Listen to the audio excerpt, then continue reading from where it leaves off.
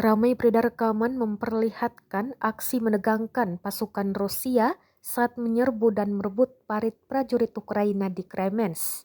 Rekamannya beredar di Telegram pada Kamis 1 Juni 2023. Tampak gerombolan pasukan Rusia maju dan melempar granat ke dalam parit berisi prajurit Ukraina. Aksi penyerbuan ini sempat mendapat balasan dari prajurit Ukraina. Dalam keterangan unggahan disebutkan pasukan serang dari kelompok Rusia menekan titik tembak dan mulai merebut area berbenteng dari Brigade ke-58 Angkatan Bersenjata Ukraina. Pasukan Rusia tampak dengan berhati-hati maju ke arah parit dan melemparkan granat kendali ke tempat persembunyian prajurit Ukraina tersebut. Setelah penyerangan, mereka menduduki posisi militan Ukraina dan mulai merencanakan tindakan lebih lanjut. Rekaman menunjukkan sejumlah besar tentara Ukraina dieliminir selama penembakan.